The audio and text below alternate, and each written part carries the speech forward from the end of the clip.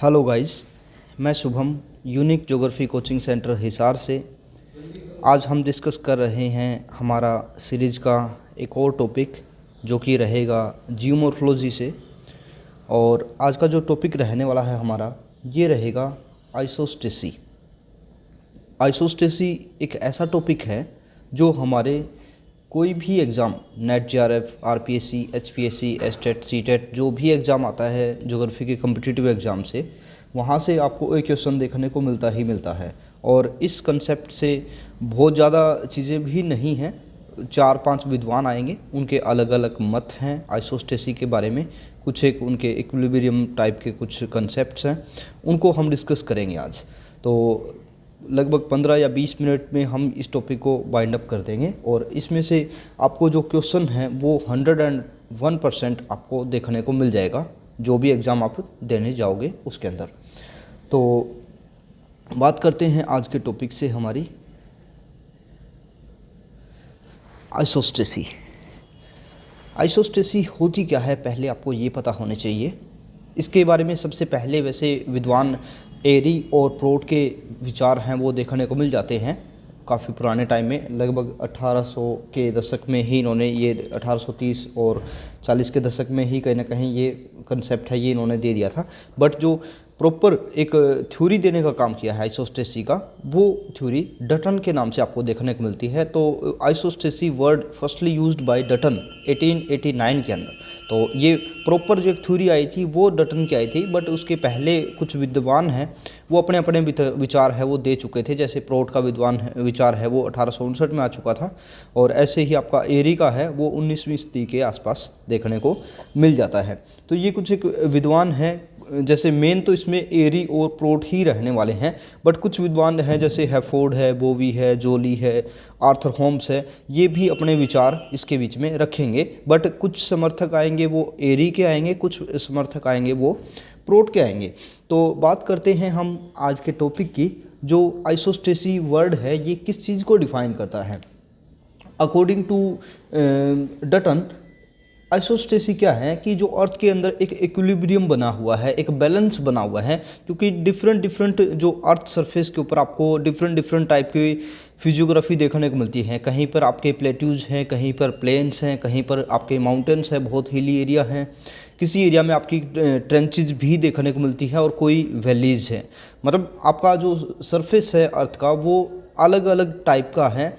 इसकी शेप है बहुत उबड़ खाबड़ है। हालांकि हम बोलते हैं कि ये बिल्कुल एक स्फेयर या एक गोल रूप में है, बट ऐसा है नहीं रियलिटी में। इसकी जियोड शेप है, किसी जगह पर ये बहुत उभरी हुई है, किसी जगह पर बहुत धसी हुई है, बट फिर भी ये अपने आप में एक बिल्कुल बैलेंस तरीके से अपना मूवमेंट करती है। तो ये मूवमेंट है ये क्यों बनी है, ये इस आइसोस्टेसी कंसेप्ट में हम देखने को मिलेंगे। बात करते हैं अगर डटन के अकॉर्डिंग, तो डटन ने बताया है कि इसकी जो डेंसिटी है वो 3.0 रहती है सरफेस की, जो आपका एवरेज रहती है। वैसे तो पूरी अर्थ की जो डेंसिटी है वो लगभग 5.5 निकल के आती है। बट अगर हम क्रस्ट की बात करते हैं तो हमारी दोनों क्रस्ट, जैसे आपकी अपर क्रस्ट है 2.7 ग्राम प्रति स्क्वायर सेंटीमीटर की बनी होती है, क्यूबिक सेंटीमीटर की बनी होती है। और जो हमारी लोअर क्रस्ट है यानी जो ओसनिक जो क्रस्ट होती है ये हमारी 3.0 ग्राम पर क्यूबिक सेंटीमीटर की हमें देखने को मिल जाती है। तो ये जो वर्ड है आइसोस्टेसी ये स्पेशली आपका ग्रीक लैंग्वेज से बना हुआ है। बहुत बार क्वेश्चन यहीं से आ जाता है कि जो आइसोस्टेसी है वो वर्ड कहाँ से बना हुआ है और ये सबसे पहले किस स्कूल के विद्वान ने इसको यूज़ किया है। तो ध्यान रखना, डटन है ये अमेरिकन स्कूल से बिलोंग करते हैं और 1889 के अंदर इन्होंने ये वर्ड यूज़ कर दिया था।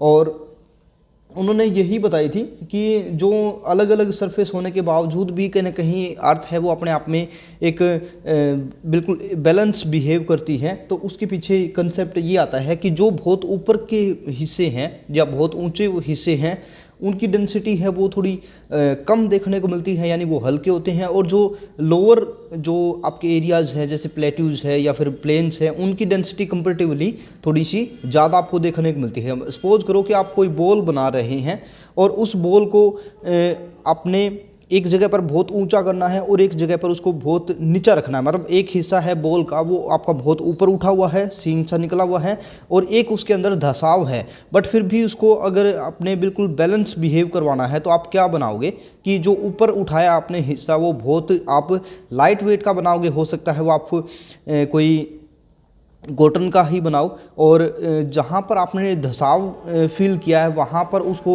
आपने बैलेंस रखने के लिए हो सकता है आप उसको लोहे से बनाओ, क्योंकि दोनों को आपने बैलेंस करना है। तो कहीं ना कहीं ये बात आती है डटन की। अब ये डटन की तो मेन बात है, बट जो विद्वान आएंगे एरी और प्रोट वो अपने अपने विचार इसके अंदर कुछ रखेंगे। वो विचार क्या हैं, कैसे काम करते हैं और क्या उनके फैक्ट्स देखने को मिलते हैं, बात करते हैं हम उन चीज़ों की। जो सबसे पहले एक विद्वान आते हैं, सबसे पहले तो नहीं बोल सकते, बट मेन कंसेप्ट उनका कहीं ना कहीं एरी का है, इसलिए हम उनको पहले लेके आते हैं। वैसे तो 19वीं जो सेंचुरी है वहाँ पर आता है काम आपके एरी का। ये देखिए आप, ये मैंने कुछ मॉडल्स भी इसके अंदर कंसीडर किए हैं। एरी की ही बात कर लेते हैं पहले। 19वीं सेंचुरी के अंदर इन्होंने ये फ्लोटिंग बेस्ड है कंसेप्ट आपका। Uniform density is found with varying depth, यानी जो अलग अलग डेंसिटी आपको देखने को मिलती है और जो डेप्थ है, मतलब जो आपके पर्वत पठार मैदान जो भी आपके फीचर्स आपको देखने को मिलते हैं उनकी डिफरेंट आपको डेंसिटी देखने को मिलती है।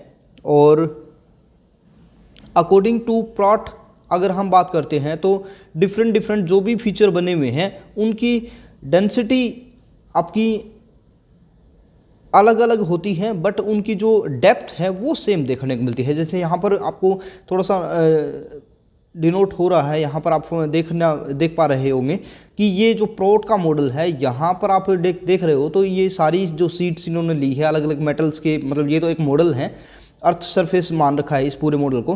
हाँ, यहाँ पर बात ये आती है कि जो प्रोट ने माना है ये अलग अलग मेटल्स मानी है मॉडल के अंदर, और जो एरी ने माना है वो सारी मेटल्स है वो एक ही है।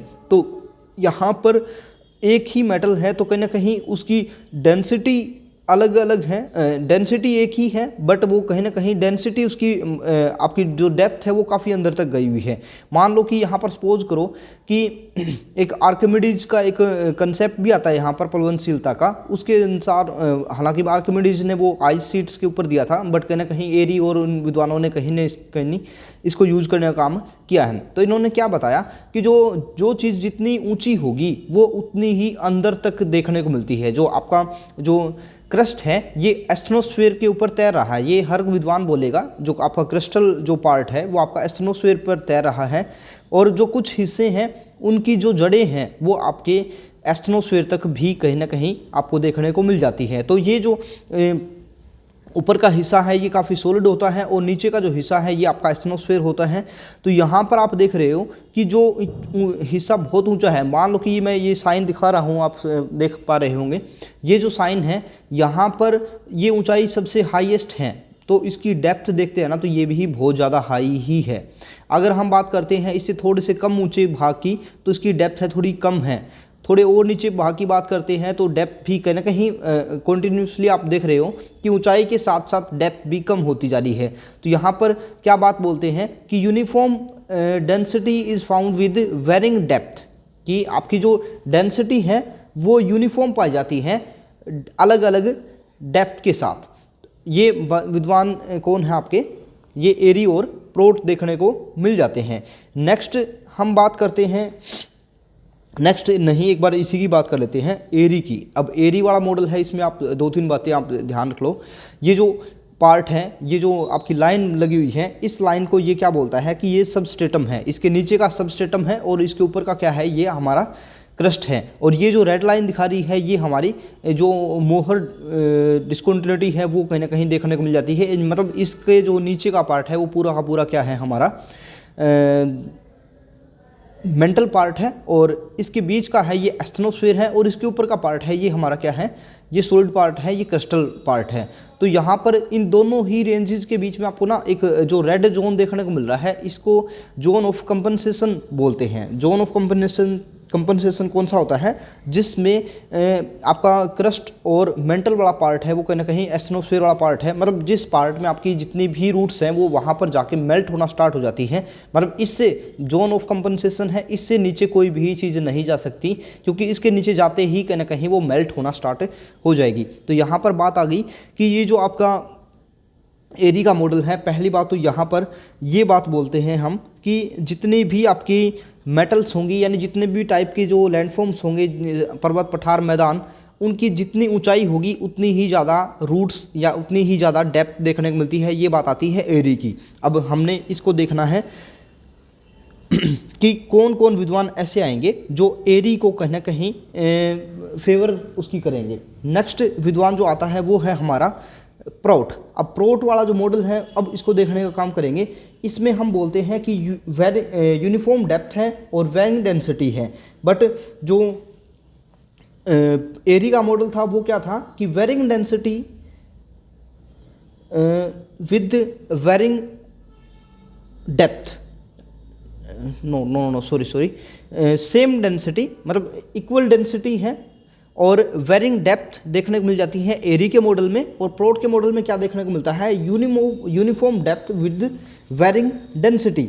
और इसके बीच में एक जो आर्किमिडीज का जो सिद्धांत है वो भी कहीं ना कहीं इन्होंने यूज किया है, क्योंकि आर्किमिडीज ने बर्फ़ के बारे में एक चीज़ बताई थी कि कोई भी बर्फ़ तैरती है ना, तो उस बर्फ़ का एक हिस्सा अगर ऊपर दिखाई दे रहा है पानी के, तो उसके 9 हिस्से हैं वो पानी के नीचे होते हैं। तो वो एक रूट थ्योरी भी आती है, जो आर्किमिडीज का कंसेप्ट है वहीं से कहीं ना कहीं देखने को मिल जाती है। रूट थ्योरी भी इसी से कहीं ना कहीं थोड़ा सा लिंक होती है। तो यहाँ पर भी सेम वही बात है कि ऊपर जितना है उसका 9 गुना है कहीं ना कहीं उसका नीचे देखने को मिल जाता है। नेक्स्ट बात हम पढ़ेंगे प्रोट की। अब इन्होंने क्या किया कि जितनी भी चीज़ें हैं ना, पर्वत है, पठार है, मैदान है, एरी ने आपका मानना था कि सारी की सारी सेम डेंसिटी की है, बट प्रोट ने इसको बिल्कुल अलग कर दिया कि जब आपका फीचर बहुत अलग है तो इनका जो कंपोजिशन है ना वो भी बहुत अलग ही मिलेगा।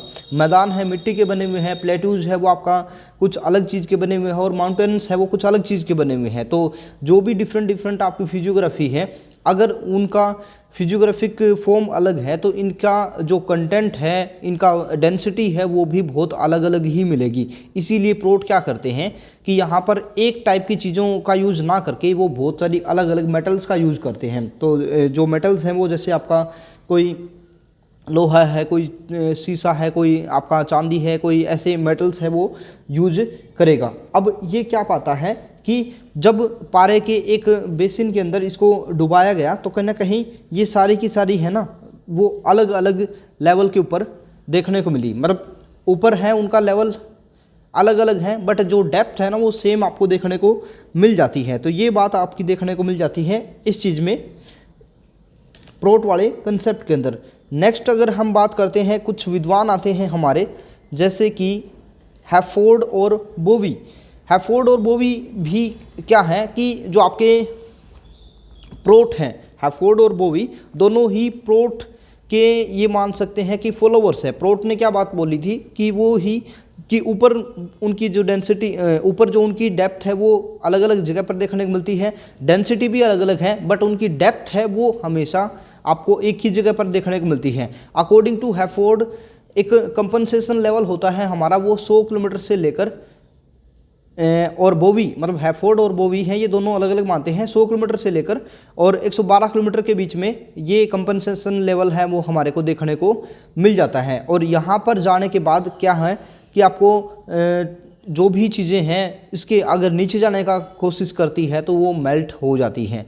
नेक्स्ट अगर हम बात करते हैं, आर्थर होम्स एक विद्वान आते हैं जो बताते हैं कि जो आपका मैटर है जितना भी वो होता तो एक ही जैसा है, यानी ये क्या है, ये आपके एरी को का समर्थन करेंगे और बताएंगे कि आपका जो भी कंटेंट है वो हमेशा एक ही टाइप का होता है, और ऊंचे उठे भाग हैं उनकी रचना हल्के पदार्थों से हो जाती है, और जो नीचे धंसे हुए पदार्थ हैं उनकी रचना है वो थोड़े से भारी पदार्थों से हो जाएगी। और कहीं ना कहीं ये दोनों चीज़ें मिलके और उसको मतलब अलग अलग गहरा मतलब अधिक गहराई तक वो डूबी रहती है और दोनों मिल के क्या है वो आपका थोड़ा सा उसको बैलेंस करने का काम करेगी। मतलब आर्थर होम्स है वो यहाँ पर बहुत ज़्यादा डीप क्वेश्चन यहीं से देखने को मिल जाते हैं कि आर्थर होम्स है वो किन के फेवर करते हैं, हफोर्ड है और बोवी है वो किन की फेवर करते हैं, एरी ने क्या बोला है और प्रोट ने क्या बोला है। यहाँ से बहुत बार आपको अलग अलग फॉर्म से क्वेश्चन देखने को मिल जाता है। हाँ, बात करते हैं कि जो आपका जैसे अलग अलग विद्वान है ना, ये इसके जो लेवल ऑफ कंपनसेशन है इसको अलग अलग नाम से कहीं ना कहीं बोलते हैं। जैसे हैफोर्ड बोवी ये हैं, ये प्रोट के समर्थक हैं, तो ये कहीं ना कहीं लेवल ऑफ कंपनसेशन ही बोलते हैं।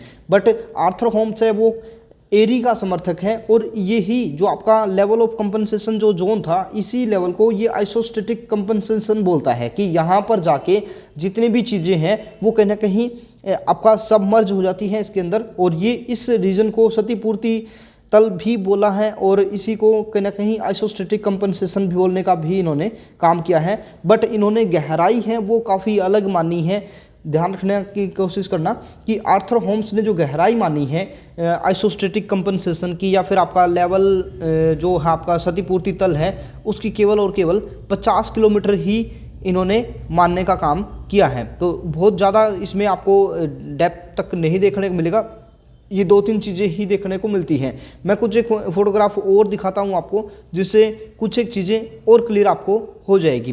तो ये कुछ आपको देखने को मिल जाती हैं चीज़ें।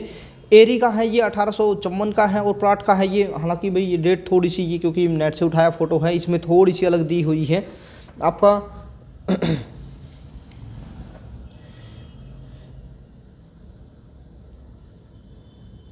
ठीक है, ये थोड़ा सा हमने चेक करनी पड़ेगी। डटन की है 1889 की है और जो एरी का है ये 1854 का है और प्राट का है ये 1855 का है। तो नियर बाय ही है डेट्स इनकी, कोई ज़्यादा दूर नहीं है। तो ये जैसे मॉडल हैं, जैसे इनकी डेप्थ है, इन डेंसिटी है, इन्होंने अलग अलग मान रखी है। प्रोट ने अलग अलग मानी है बट पूरी की पूरी क्रस्ट है उसकी एरी ने क्या मानी कि 2.67 ही है पूरी की पूरी डेंसिटी, और जिसके ऊपर ये तैर रही है इसकी 3.27 है। हालांकि ये अलग अलग बुक्स वगैरह पे आपको अलग अलग देखने को मिल जाती हैं बट नियर बाय यही होता है कि 2.7 तो हम मानते हैं कि क्रिस्टल की और 3.0 है ये मानते हैं हम कहीं ना कहीं हमारे जो एस्ट्रोस्फीयर है उसकी। अब ये जो एस्ट्रोस्फीयर है इसकी तो प्राट भी सेम ही मानता है बट कहीं ना कहीं जो क्रिस्टल पार्ट है, क्रिस्टल पार्ट की अब डिफरेंट पार्ट की इन्होंने डिफरेंट मानी है। अब जो सबसे नीचे पार्ट है ये हमारे प्लेन्स है तो ये यहाँ पर 2.67 मानी है। इससे ऊपर हमारे प्लेट्यूज एरिया है तो ये 2.62 है। उससे और ऊपर की बात करते हैं थोड़ा सा तो 2.57 है। और सबसे ऊंचे पार्ट है, क्योंकि सबसे ऊंचे पार्ट है उनको एरी ने क्या बोला कि ये सबसे हल्के होंगे तो इनकी डेंसिटी केवल और केवल 2.52 देखने को मिल जाती हैं। तो ये थोड़ी सी डेंसिटी के ऊपर भी आपने माइंड में रखनी है चीज़ें कि कितनी डेंसिटी आपको किस किस पार्ट की मानी है वो बताई है एरी ने और प्रोट ने। नेक्स्ट बात करते हैं हम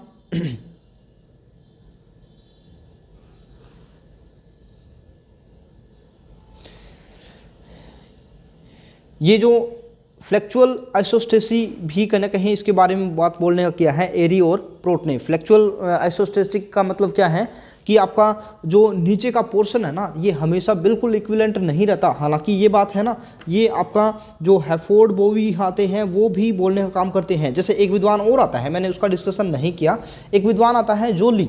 जोली क्या बात बोलता है, जोली हालांकि काफ़ी रिसेंट टाइम में आता है, 1925 के नियर बाय है उनका काम। वो क्या बोलते हैं कि आपका जो, हालांकि वो हैफोर्ड और बोवी के मत का खंडन करते हैं, मतलब एरी से मिलता जुलता इनका आपका पार्ट है, क्योंकि जो आपका हैफोर्ड और बोवी है वो तो प्रोट को फेवर करते हैं बट जोली आएगा वो आपका किनको करेगा, ये एरी को। तो यहाँ पर बात आ जाती है कि दो विद्वान तो ऐसे आए हैं जो जोली को फेवर करते हैं और दो विद्वान ऐसे हैं जो कहीं ना कहीं प्रोट को फेवर करते हैं। अब हैफोर्ड और बोवी ये प्रोट को फेवर कर रहे हैं तो मानते हैं कि आपका क्षतिपूर्ति तल है ना वो आपका एक ही रहता है, बट ऊपर जो डेंसिटी है वो अलग अलग देखने को मिलती है, मतलब जो उनकी ऊंचाई है वो अलग अलग देखने को मिलती है। बट एरी क्या बात बोलता है कि कंपनसेशन जो तल है ना वो सेम नहीं है, वो अलग अलग जगह पर अलग अलग है, बट कहीं ना कहीं उनकी जो डेंसिटी है वो हमेशा सेम देखने को मिलती है। तो इस बात के कटाक्स के अंदर जोली एक बात बोलता है कि ये जो आपका कंपनसेशन तल है ना ये डिफरेंट डिफरेंट हो नहीं सकता। जैसे यहाँ पर अगर मैं बात करूँ कि ये जो एक लाइन है ना, हालांकि जो कंपनसेशन तल है ना वो हमेशा एक सीधी लाइन ही होता है। मैं मान यहाँ पर एक लाइन लगाऊं ऐसे ए से लेकर यहाँ तक, तो ये बिल्कुल एक सीधी लाइन लगेगी, ये आपकी क्या है कि आपका कंपनसेशन तल है। बट जोली क्या बोलता है कि ये कंपनसेशन तल है ना ये एक ही रहेगा, मतलब एरी की फेवर में ही बोलेगा। बट प्रोट और हैफोर्ड बोवी के लिए वो क्या बोलता है कि ये कंपनसेशन तल है ना वो आपका अलग अलग कभी बन ही नहीं सकता, क्योंकि जब ये एक लाइन के ऊपर आएंगे सारे के सारे तो कहीं ना कहीं ये आपका उसके अंदर सबडक्ट हो जाएगा या मेल्ट होने का काम, वो जो भी मैटर है वो उसके अंदर आएगा तो हो जाएगा। तो ये कुछ एक बातें थी हमारी आइसोस्टेसिस से रिलेटेड। और एक दो चीज़ें और हैं, जैसे यहाँ पर आपको देखने को मिल रहा है कि कौन सी मेटल्स का यूज करते हैं। यहाँ से भी कई बार क्वेश्चन देखने को मिल जाता है कि जो आपका प्रोट है, प्रोट ने अलग अलग मैटर्स के लिए अलग अलग मेटल्स का यूज किया है, मतलब आपका जो पर्वत है, पठार है, मैदान है, उनके लिए अलग अलग मेटल्स का यूज किया है। तो उनमें से कौन सी मेटल ऐसी हैं जिनका यूज नहीं किया, मतलब आरपीएससी वगैरह में इस तरह ही क्वेश्चन आता है कि 4 मेटल्स आपको दे देंगे और उनमें से एक मेटल ऐसी होगी जिनका यूज आपके प्रोट ने किया नहीं था, बट उसमें से आपको वो छांटनी पड़ेगी। जैसे यहाँ पर कौन सी मेटल्स का यूज प्रोट ने किया है, तो ये हमने देखना है कि जैसे एक सिल्वर है, सिल्वर चांदी, एक जिंक है, एक टीन है, एक आयरन है, एक निकल है, एक कॉपर है और एक लेड है। तो अब मान लो कि यहाँ पर आपको गोल्ड दी थी जाए या फिर आपके यहाँ पर कोई भी एक ब्रॉन्ज दे दी जाए, मतलब कॉपर मिलती जुलती सी है बट यहाँ पर ब्रॉन्ज और कॉपर में थोड़ा सा डिफरेंस होता है। तो यहाँ पर जो भी 6-7 अलग अलग टाइप की आपकी मेटल्स हैं उनको अपने माइंड में रखना है कि सिल्वर है, जिंक है, टीन है, आयरन है, निकल है, कॉपर है, लेड है। तो ये जितने भी 7 मेटल्स आती हैं ये 7 की 7 आपको बिल्कुल एज इट इज़ माइंड में रखनी है कि कौन सी मेटल्स आपकी देखने को मिल जाती हैं। एक और फोटोग्राफ यहाँ पर आप देखोगे तो थोड़ा सा माइंड में आपकी चीज़ जाएगी कि जो आर्किमिडीज जो वाला कंसेप्ट है ना वो यहाँ पर थोड़ा सा अप्लाई होता हुआ दिखाई दे रहा है कि आर्किमिडीज ने भी ऐसा ही माना था कि जो बर्फ़ है ना वो बर्फ़ जब तैरती है तो उसका एक हिस्सा अगर ऊपर है तो 9 हिस्से उसके नीचे होते हैं। तो सेम ऐसी ही बात यहाँ पर एरी बोलने का की करता है कि जो आपकी वुडन और वाटर के अंदर अगर हम बात करें, मतलब आपकी लकड़ी है उसको पानी के अंदर डुबोया जाए तो लगभग एक हिस्सा है वो ऊपर रहेगा और 9 हिस्से हैं वो नीचे आपको देखने को मिल जाते हैं। हालांकि कुछ एक जगह पर आपको ये वुडन भी देखने को मिल जाती है और कुछ एक जगह पर आपको ना सीधी एक बात ये बोली जाती है कि यहाँ पर एक मेटल का यूज करता है। हालांकि ये डिफरेंट जगह पर डिफरेंट देखने को मिलती है, बट ऐसा बिल्कुल श्योर कहीं एक बात पे नहीं टिके हुए हैं कि एरी ने किन चीज़ों का यूज किया है और किन चीज़ों का नहीं, क्योंकि चीज़ तो एक ही यूज की है उसने। अब कुछ बुक्स तो प्रेफर ये करती है कि उसने मेटल्स का यूज किया, एक मेटल का यूज किया, ठीक है। अब वो मेटल चाहे लोहा हो सकती है, चाहे वो एल्यूमिनियम हो सकती है, चाहे गोल्ड, कुछ भी एक XYZ कोई भी एक मेटल जिसकी डेंसिटी सभी जो आपके खंड बनेंगे उनकी एक ही रहेगी। बट एक जगह 2 जगह आपको ऐसा भी देखने को मिलेगा जिसमें सीधा सा शो आपको करेगा कि ये जो एरी ने कंसेप्ट माना है, जो मॉडल लिया है, ये पानी और वुडन के ऊपर लिया है। क्योंकि वुडन, अब वुड है वो हर टाइप की वुड है वो लगभग एक जैसी सी होती है। हालांकि वुडन में भी बहुत सारी कैटेगरी होती हैं, कोई बहुत भारी होती है, कोई बहुत हल्की होती है। बट यहाँ पर अगर हम वुडन का यूज करते हैं तो कहीं ना कहीं माइंड में यही होना चाहिए कि उन सभी वुडन की डेंसिटी है ना वो एक ही है। तो यहाँ पर वाटर के अंदर अगर उनको डुबोने का काम करेंगे तो 9 हिस्से हैं उसके नीचे होंगे, 10वां हिस्सा है उसका ऊपर रहेगा। तो उसके हिसाब से यहाँ पर थोड़ा सा ये शो कर रखा है कि वुडन पीसीज हैं वो यूनिफॉर्म डेंसिटी के हैं और वाटर लेवल के अंदर उनकी जो रूट्स हैं वो काफ़ी डिफरेंट जगह तक गई हुई है और जितना ऊपर होगा उतनी ही नीचे उसकी रूट जाएगी। अब जैसे यहाँ पर थोड़ा सा और बात करते हैं तो प्लेट्यूज हैं उनकी डेंसिटी है वो लगभग 2.78 के आसपास रहती है, जो आपका माउंटेन्स है उसकी 2.5 समथिंग ही रहती है, और जो प्लेन्स है उनकी डेंसिटी है वो 2.8 प्लस रहती है। तो कहीं ना कहीं ये जो डेंसिटी है ये डिफरेंट मानता है, और जो हमारी जो सीमा है उसकी डेंसिटी लगभग 3.0 के आसपास आपको देखने को मिल जाती है। तो ये था भाई आज का हमारा टॉपिक जो कि रहता है आइसोस्टेसिस से। आपको माइंड में क्या रखना है, बहुत सारी चीज़ें नहीं है कि सबसे पहले डटन का 1889 का है, फिर आपका हैफो आपका मेन रहेंगे दो कौन, एरी और प्रोट। अब किस एरी और प्रोट दोनों को आपने याद रखना है, 1854 और 1855 में इन्होंने काम किया है। फिर बात आती है कि कौन आता है एरी के फेवर में, कौन आता है आपके प्रोट के फेवर में। तो ये यहाँ से आपको बातें ध्यान रखनी है, इसके बाहर ज़्यादा सा कुछ क्वेश्चन नहीं आता है आइसोस्टेसी में। तो कोई बहुत लंबी चौड़ी कहानी नहीं है आइसोस्टेसी की, जितना भी है बस यही रहता है। तो आज के लिए इतना ही, बाकी करेंगे हम कुछ जो नेक्स्ट लेक्चर के अंदर जो भी टॉपिक रहेगा वो कल आपको मिल जाएगा। तो आज के लिए इतना ही, बाकी करेंगे कल। Thank you.